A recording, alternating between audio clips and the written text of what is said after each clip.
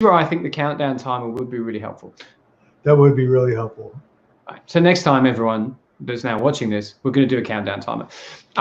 First, quick introduction from me to anyone who might be streaming this on their probably device in Facebook.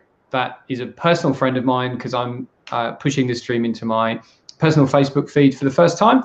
So hello, everybody in Facebook that I probably haven't seen for ages. This is my dear friend and colleague, Dr. Tom, who's in Los Angeles. I'm putting this into my feed really just to raise awareness of what I'm doing from a work perspective. And one of the things that we are doing is every week we have these talks about a specific leadership topic. And if you like what you see here, you can find more of these on 4iLeadership.com or the 4i Leadership YouTube channel. And if you like this, come back and there's more. This time every week, Dr. Tom and I are here doing a Tim Tom talk. That's my little intro just for the Facebook folk out there. Tom, anything from you before we launch into our immersive topic? We'll probably get this into your regular feed a little more often than never. And just a little more often than never. That's a big commitment, isn't it? Yeah. And this is Transpacific. So Transpacific. Which means across, just so you're aware. Just across the Pacific Ocean. Because we find that the different countries experience things slightly differently. Believe it or not, we all speak English differently. So why wouldn't we experience life differently? So there you go. And it works for us. We met each other for Tim's group real quick. We met each other when we were in Peru volunteering. And this is how we end up together. So it's fantastic. We love it. And a quick hello to anybody who's not watching this live, but maybe has come across this in your feed later on. Hello. This is my Tuesday morning, Tom's Monday afternoon. We are in the future here in Australia, and this is a weekly conversation. So Tom, what are we going to talk about today? We are going to be talking about immersing ourselves in trust. When you're in an organization, when we talk about immersing ourselves, it's like, well, how do you identify if you're lacking trust in your teams, in your organization, with people? And the number one thing you usually will not hear is, I don't trust you.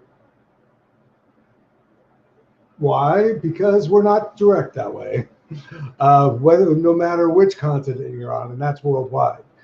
And so the way that this comes out is in passive-aggressive behavior. It comes out in abruptness. It comes out in frustration, in different types of emotions and behaviors that are truly counterproductive to being and developing high-performance teams. So, Tim, how would you see it showing up? Muted. Haha. Aha. Phrase of the year, you're on mute. So look, I think there's so much in this topic, right? I mean, Tom and I are going to be talking about trust specifically on 3 different occasions through the year, and we'll progressively build through different elements of the whole trust landscape. Or 3 different months dedicated to. So I think how do you see trust showing up? I agree with you. Very rarely do people call themselves or each other out and say, I'm not trusting what you're saying, or I don't trust what you do. Normally, if that does happen, it's pretty terminal, right? And you're right at the end of a line. I mean, I had a particular experience with a colleague years ago where I did say something like that.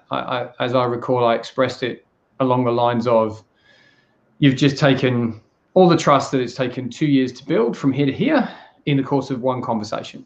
And that was at the terminus of that relationship professionally, essentially. But look, I think the way that I'd rather look at it is the way, you can proactively build and create trust, the things that you can be conscious of, and repair trust, because we all make mistakes, and sometimes you will inadvertently do something where you break that bond a little, and you have to repair it, and that is okay. An honest try to do that is worth a lot. Sure, absolutely. So I mean, overall, I think it's one of the core paradigms of our work is let's do everything we can to ensure that intention matches consequence, right? So most people do not intend to break trust, at least not consciously. Most of the time, they do intend to build and create and earn trust, but sometimes the consequence of their actions means that the opposite occurs. So let's just explore some of the ways that this happens, and particularly we're talking about hybrid environments. What is a hybrid environment? Why are we talking about it? A hybrid environment is when you've got some of your team in this environment, remote, virtual, and some of your team, some of the time in the room, physically present with you. And this is very much the emergent trend that a lot of people anticipate will be the way most teams work most of the time post-COVID. We've got a little bit of a head start on some working communities in this regard because we've run our organization like this for nearly 5 years. You know, Tom is an integral leader within our organization. He and I haven't shared a room for nearly a dozen years. And Tom has never met any of the team here in Australia. But we've become adept at this. In person, absolutely. Thank you. And yeah, I would say we've become adept at building trust in this co-joined hybrid environment. And you know, not claiming expertise at this point in time, but claiming experience and claiming practice of how you do it. And we've certainly learned some of the lessons and figured it out along the way over the last 5 years. So what do we do? A couple of how-tos very quickly. Well, actually, just real quick before we do that, because you were in the hybrid.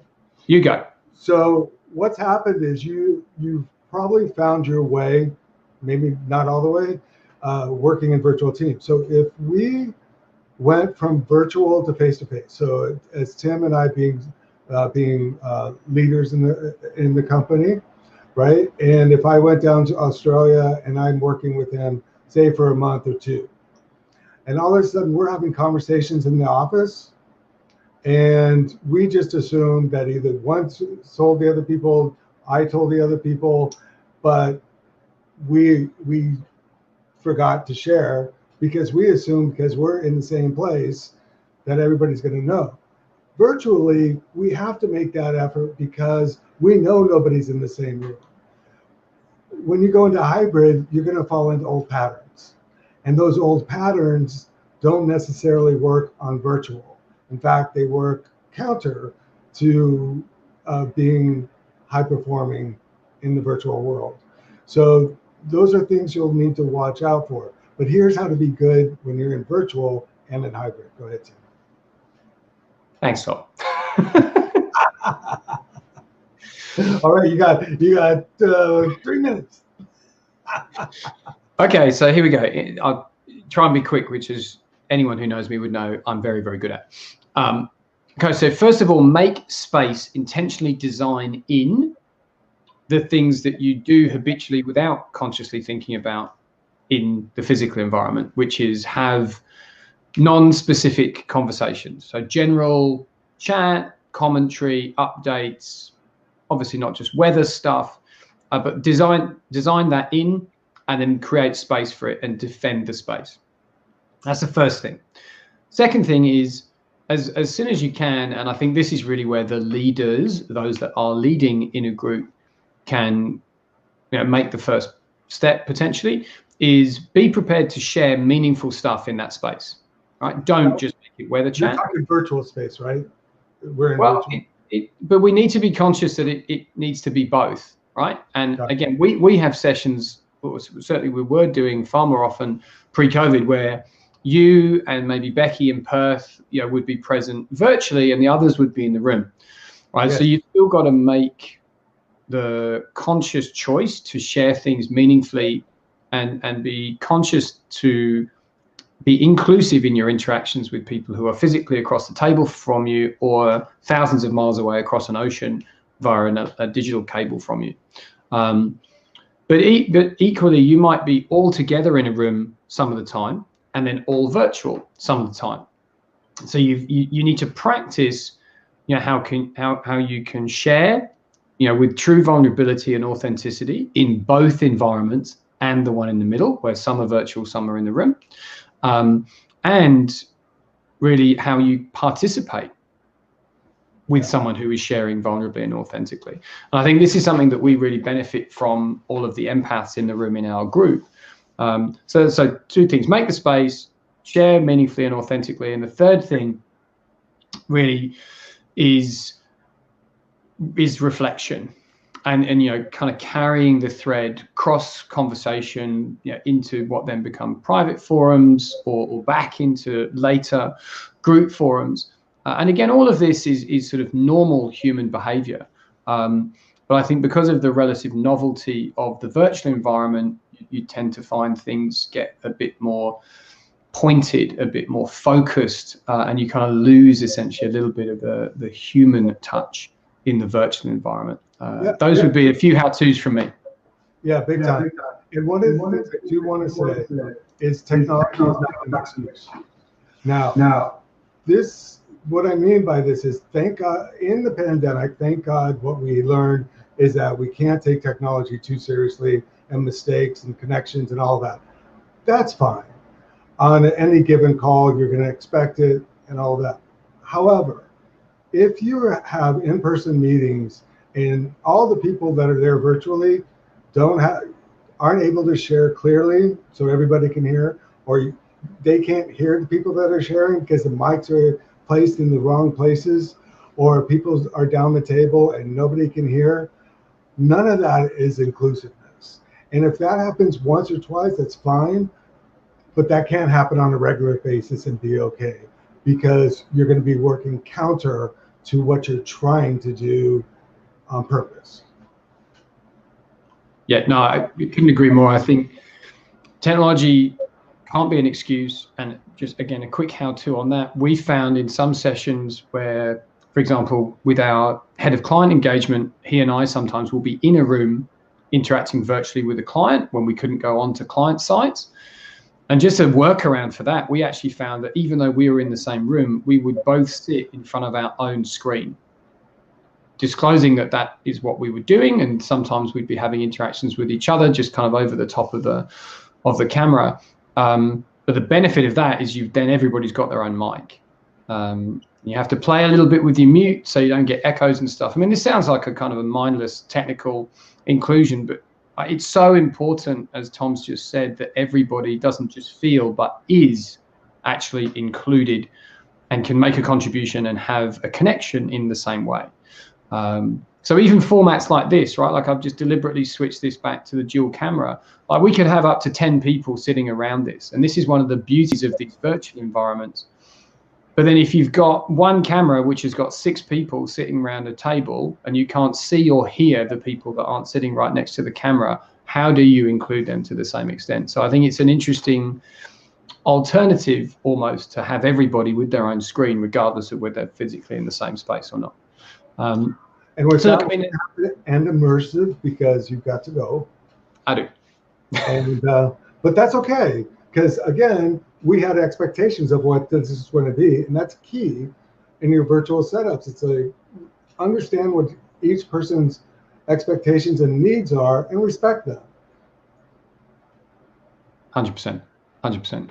Okay, so look, thank you for your time and attention as always in Tim Tom Talks. Hope this has been helpful. Check out 4iLeadership.com, 4iLeadership YouTube channel, and come back next week, similar time. If this has been of interest and benefit, we'll be talking about inspirational stories of trust before we move on to the next month's topic. I can't wait for inspirational stories. Have a good day, everybody. All right, see you.